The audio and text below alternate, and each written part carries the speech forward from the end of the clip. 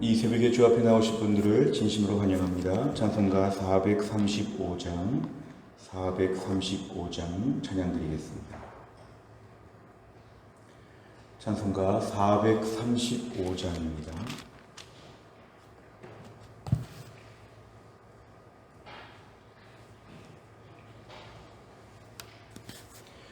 나의 영원하신 기억 생명보다 귀하다. 나의 갈 길 다가도록 나와 동행하소서.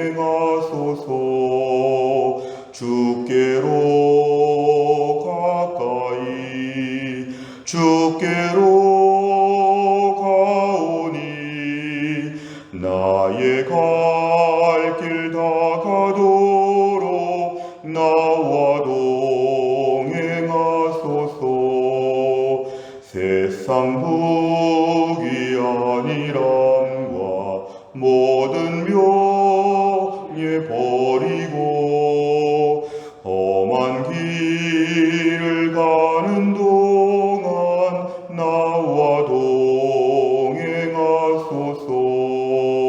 주께로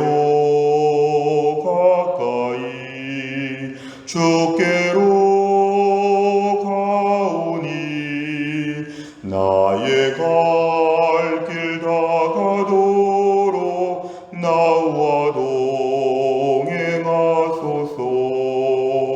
어두운 골짝 지나가며 험한 바다 건너서 천국 문에 이르도록 나와 동행하소서. 주께로 가까이 주께로 가오니 나의 갈 길 다가도록 나와 동행하소서.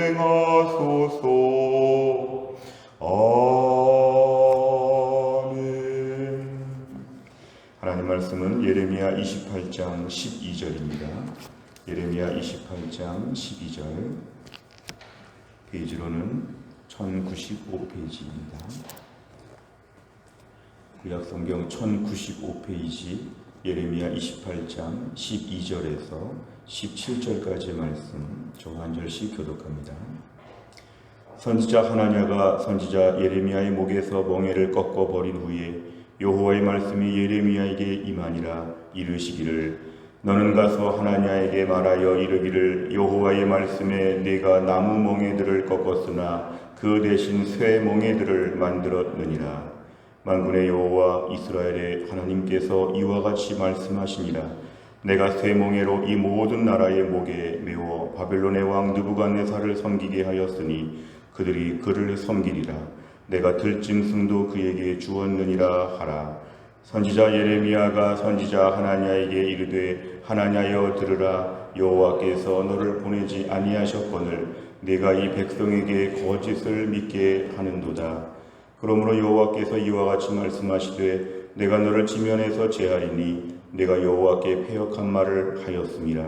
네가 금년에 죽으리라 하셨느니라 하더니 선지자 하나냐가 그 해 7째 달에 죽었더라.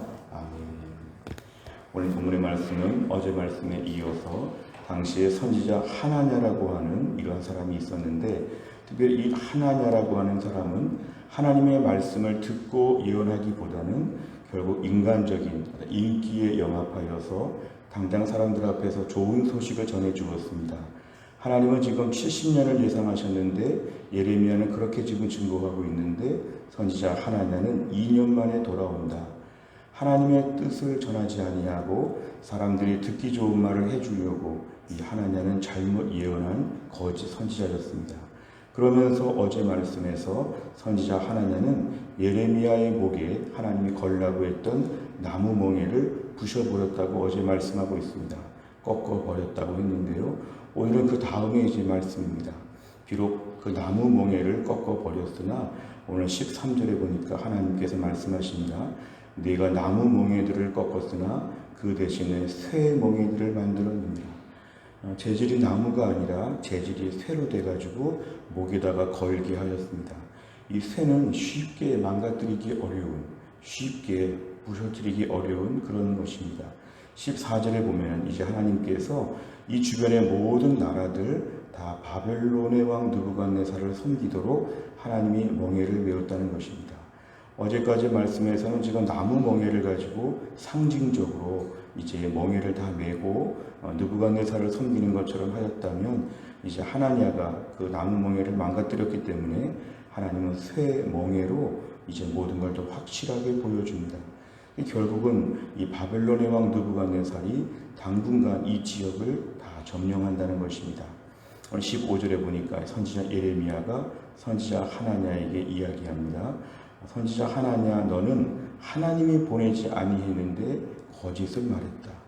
지금 백성들이 회개하고 돌아와야 되는 매우 중요한 때에 이런 식으로 말하면 하나님의 뜻도 아니지만 백성들이 회개할 기회를 갖지 않는다. 여러분, 지금처럼 범죄하고 지금처럼 못되게 사는데 2년만 견디면 회복이 된다.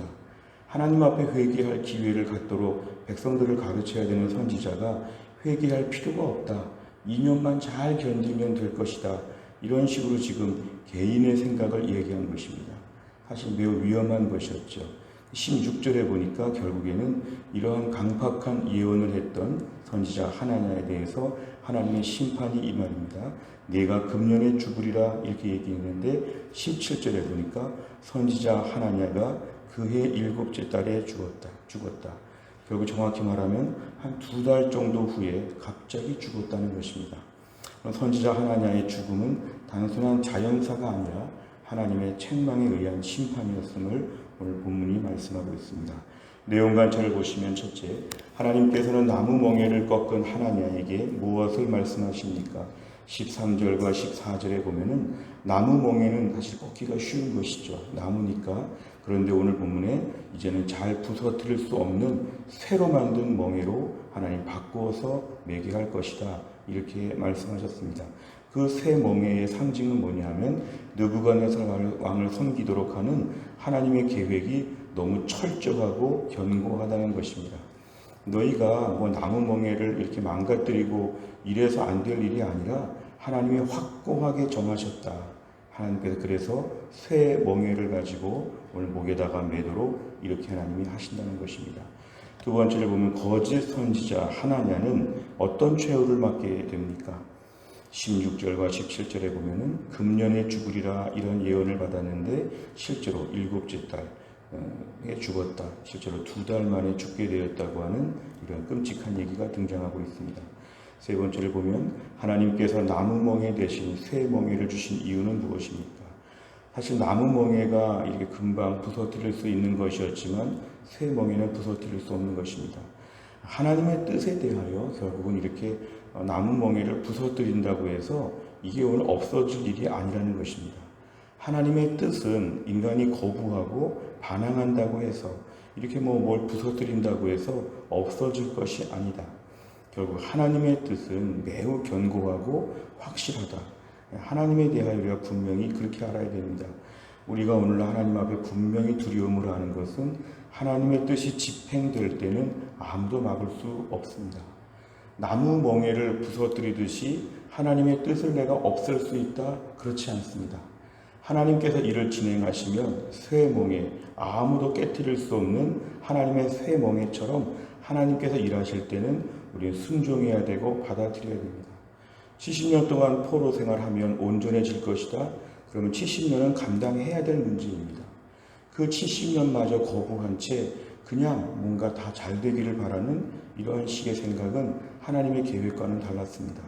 하나님은 이들을 사랑하시지만 일정한 기간 동안에 하나님의 때가 있어서 70년 동안의 고생을 하고 이제 바벨론이 망하고 페르시아가 등장하면서 이제 다시 본토로 돌아오는 이 하나님의 놀라운 우주 역사의 스케줄은 인간이 막을 수 없다는 것입니다. 나무 멍에를 부서뜨리듯이 하나님의 뜻에 대하여 내가 왈가왈부할 수 없다. 내가 뭔가 저항하거나 거부할 수가 없다. 하나님이 하신다면 반드시 하신다는 것입니다. 오늘날 중요한 것은 하나님의 뜻에 대하여 여쭙고 받아들이는 태도가 필요합니다. 우리가 오늘 기도할 때 하나님의 뜻이 이루어지게 하여 주옵소서 이렇게 기도합니다. 하나님의 뜻이 이루어질 때 때로는 우리가 아플 수도 있고 내가 뭔가 좀 지장을 받을 수도 있지만 그 속에서 일정한 하나님의 뜻이 관철되는 것이 매우 중요합니다. 우린 피조물이고 하나님은 창조주이십니다. 하나님 모든 역사를 주관하시기 때문에 나무 멍에를 부서뜨리면 새 멍에를 대체해서라도 하나님은 일정하게 일을 하신다. 결국 우리는 따라가며 순종하며 여쭤봐야 되는 존재이다. 오늘 이런 것들을 본문에서 가르쳐 주셨습니다. 네 번째를 보면 하나님의 뜻을 왜곡하고 거스르는 자에게 이전보다 더 무겁고 힘겨운 쇠 멍에가 주어지는 것을 보며 무엇을 느낍니까? 결국 오늘 본문의 이스라엘 남유다 공동체는 하나님 앞에서 매우 완악하게 살았고 또 나무 멍에 같은 거 쉽게 부서뜨리면서 그럴 리가 없다고 하고 이렇게 살았지만 하나님은 더 무겁고 견고한 쇠 멍에를 이렇게 내어주셨습니다. 결국 하나님의 의지와 하나님의 권한이 얼마나 강력한지를 우리가 알아야 되죠.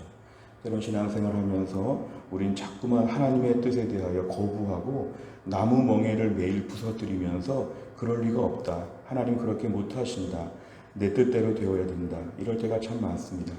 하지만 오늘도 우리 인생의 하나님은 새 멍에를 통해서라도 하나님의 견고한 뜻은 이루고야 마십니다. 시간이 오래 걸릴 때 광야에서 이스라엘 백성들을 38년 동안이나 광야 생활을 더 연장시키면서까지도 저들을 온전케 하시는 하나님의 의지, 하나님의 계획, 다양한 방법들, 프로그램으로 하나님의 일을 하고야 마신다는 것입니다. 오늘도 우리의 삶 가운데 하나님의 뜻을 여쭤보며 순종하게 하여 주옵소서.